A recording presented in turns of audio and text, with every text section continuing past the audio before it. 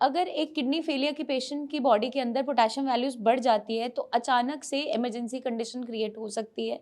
आपको हार्ट की कंडीशंस बहुत तेज़ी से तैयार हो जाती है, जिसके अंदर कार्डियक अरेस्ट तक पेशेंट को हो सकता है। तो आपको क्या ध्यान रखना है, अपना पोटेशियम की मात्रा इन चेक रखनी है। आइडियली हमें लोअर वैल्यूज़ के अंदर अपने पोटेशियम को मेंटेन करना होता है, एक ऑप्टिमम रेंज के अंदर।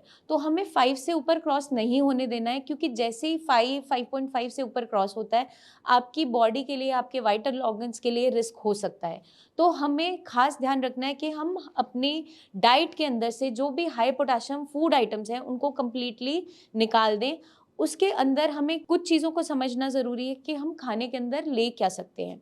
अब पेशेंट अक्सर हमसे सवाल करता है, यही सवाल करता है कि हम डाइट में ऐसा क्या लें जिससे पोटेशियम ना बढ़े, क्योंकि आपके पास ऑप्शंस बहुत सी लिमिटेड ही रह जाती हैं। तो हम वेजिटेबल्स के अंदर जितनी भी आपकी बेलों पे लगती है सब्जियां, उनको हम इजीली ले सकते हैं जो किडनी फ्रेंडली होती हैं। जैसे कि आपका घिया हो गया, पेठा हो गया, परवल हो गया, तुरई हो गया।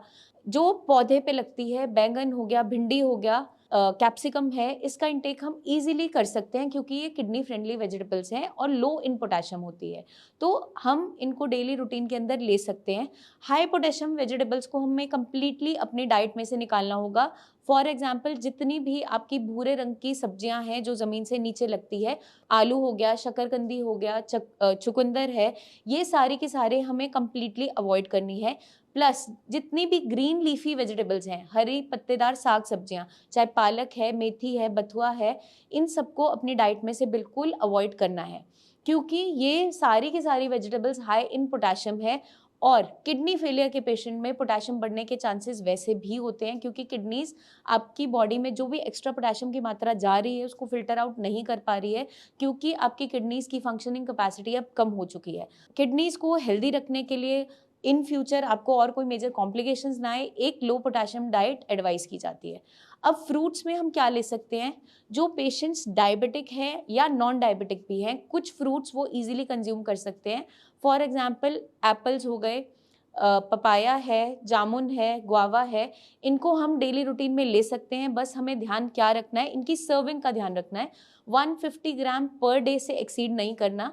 ये दोनों ही पेशेंट्स के लिए सेफ हैं, चाहे पेशेंट को शुगर की दिक्कत है या नॉन डायबिटिक भी है, दोनों ही कंडीशंस में पेशेंट इजीली कंज्यूम कर सकता है।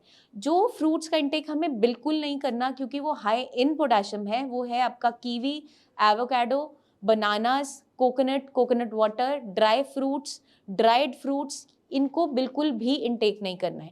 ड्राई फ्रूट्स के अंदर आपके सूखे मेवे आ गए, जितना भी बादाम, अखरोट, किशमिश, काजू, ये सारी हैं, ये नहीं हमें इंटेक करना है। ड्राइड फ्रूट्स के अंदर आपका सूखा हुआ आलू बुखारा या खुमानी जो ड्राइड फॉर्म में यूज़ की जाती है, क्रैनबेरीज सूखी हुई, इसका यूज़ भी नहीं करना है, क्योंकि ये सारी की सारी चीज़ें जब सुखाई जाती हैं, इनके अंदर पोटेशियम की मात्रा और ज़्यादा कॉन्सेंट्रेट होती चली जाती है और आपको नुकसान दे सकती है। ड्यूरिंग विंटर्स पेशेंट्स को एक चीज़ का और ख़ास ध्यान रखना है, अपनी डाइट के अंदर गुड़ का इंटेक बिल्कुल भी नहीं करना है, क्योंकि गुड़ जो बनता है वो आपका गन्ने के रस से बनता है और जब उसे कॉन्सेंट्रेट कर दिया जाता है, उसके अंदर पोटेशियम की मात्रा बहुत ज़्यादा बढ़ती चली जाती है। तो ड्यूरिंग विंटर्स हम इस चीज़ का भी खास ध्यान रखेंगे, क्योंकि हर एक पेशेंट पूछता है क्या मैं गुड़ खा सकता हूँ? तो कंप्लीटली मना है एक किडनी फेलियर के पेशेंट के लिए, इसी वजह से, क्योंकि आपका पोटेशियम इन चेक रहे और बढ़े ना। आई होप ये वीडियो आपको मदद करेगी समझने में कि लो पोटेशियम डाइट क्यों हेल्पफुल है एक किडनी फेलियर के पेशेंट के लिए, कैसे ये फायदेमंद साबित हो सकती है, इवन आपके क्रिएटिनिन वैल्यूज को डाउन करने में भी मदद करती है, आपके लेवल्स को कंट्रोल करने में भी हेल्प करती है। क्योंकि अगर आपका पोटेशियम इन चेक रहेगा, आप मेजर कॉम्प्लिकेशन से बचते चले जाते हैं, आपका हार्ट सेफ रहता है, आपके वाइटल ऑर्गन सेफ रहते हैं। इसलिए लो पोटेशियम डाइट हमेशा रिकमेंड की जाती है।